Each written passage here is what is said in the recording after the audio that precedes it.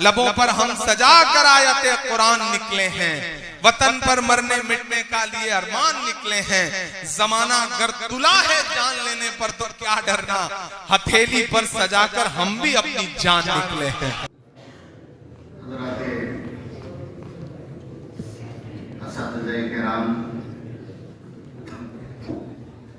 اور طلبہ عزیز، ہمارا آج یہاں پر اکٹھا ہونا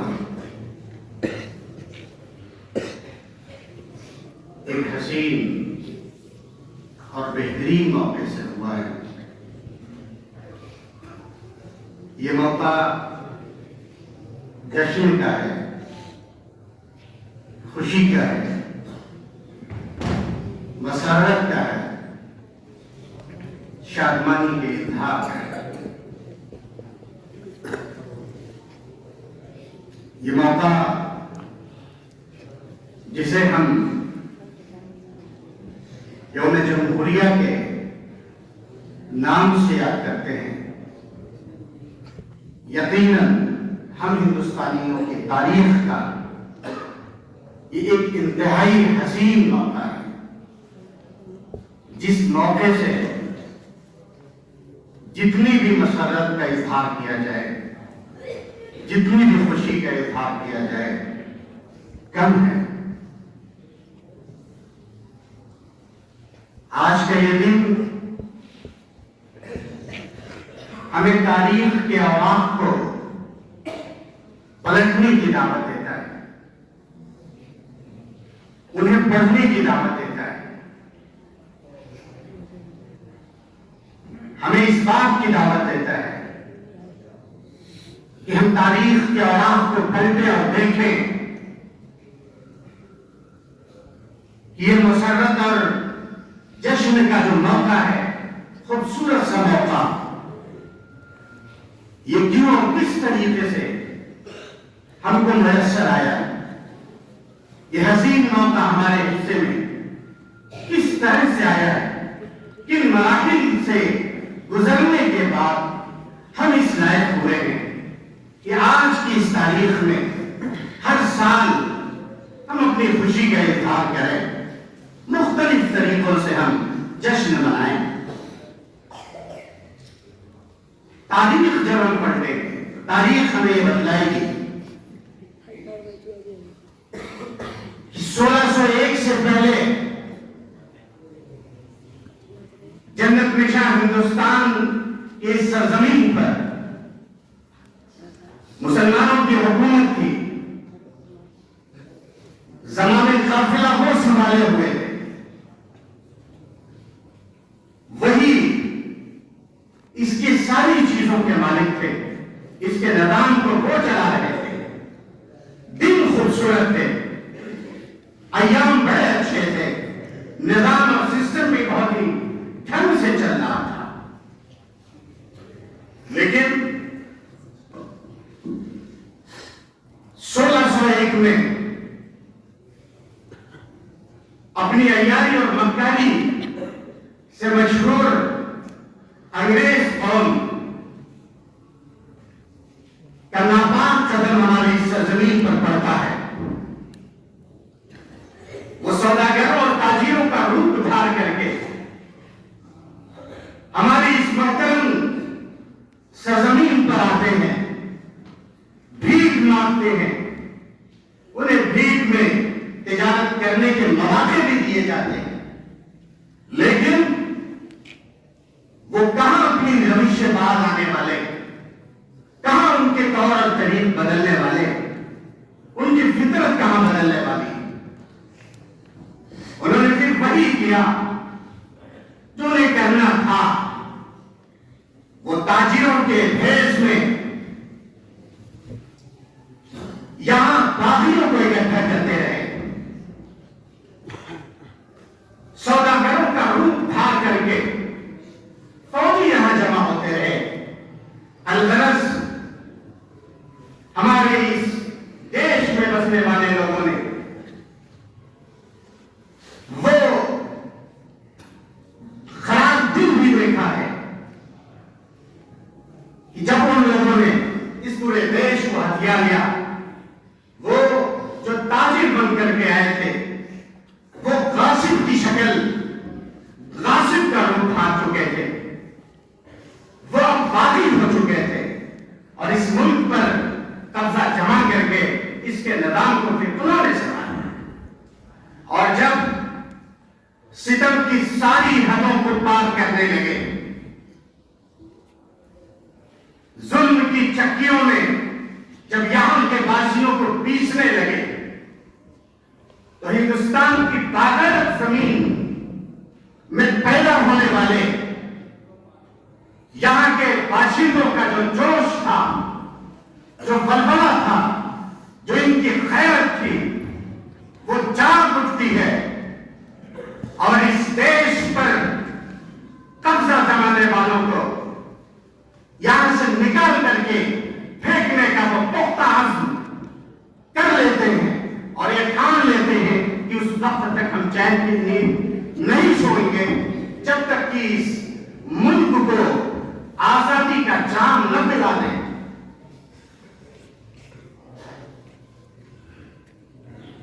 चुनांचे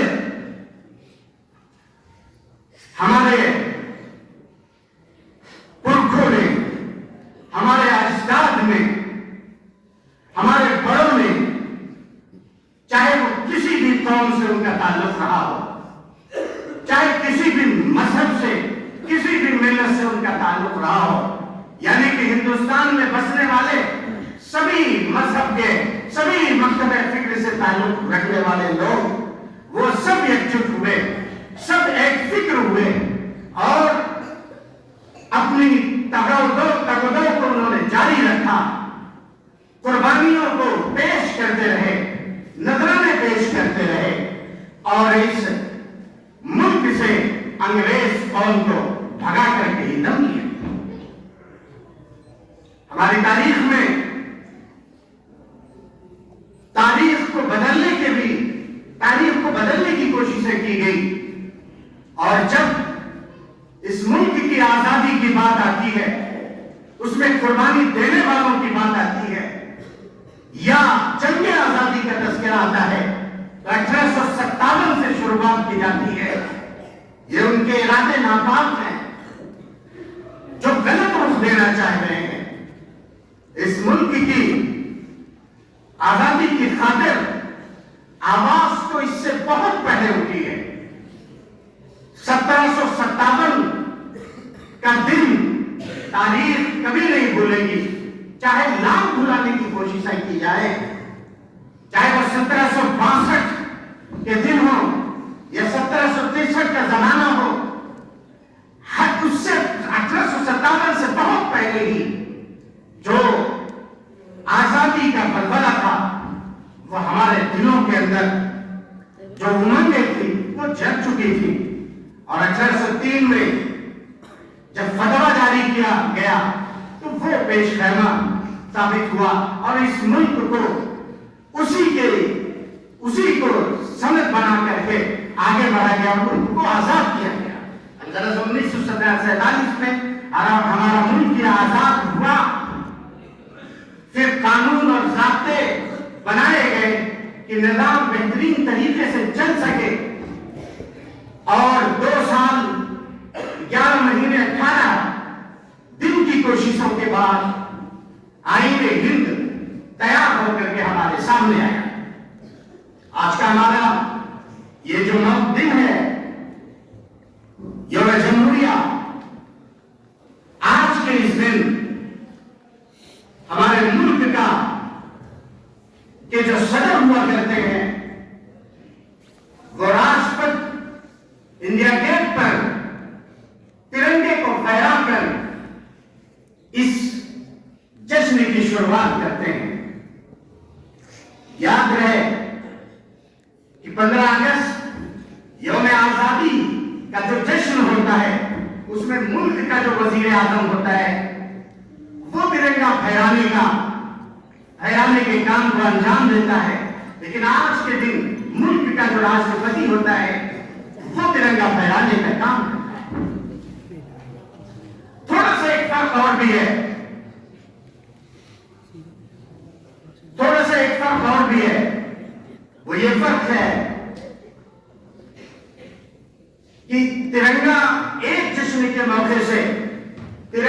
نیچے سے اوپر کی طرف لے جا کر کے پھیلایا جاتا ہے اور ایک موقع سے جو ہے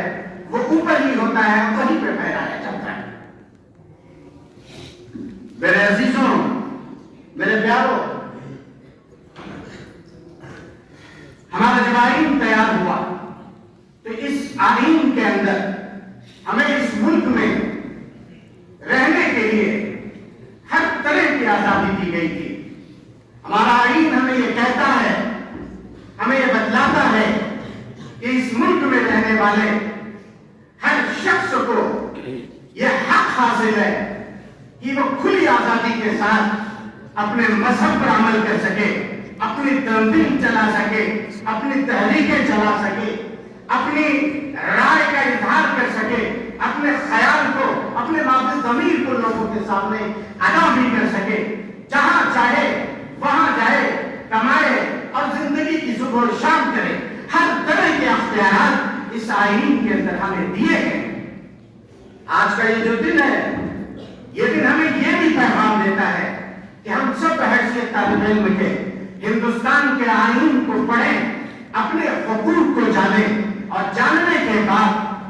ہم یہ بھی فیصلہ کر لیں کہ ہم ہندوستان کے بہترین شہری بنیں۔ اور ظاہر ہے کہ بہترین شہری بننے کے لیے تعلیم یافتہ ہونا بہت ضروری ہے، اور ہم سب کے سب یہاں پر اکٹھا ہیں بحیثیت طالب علم کے،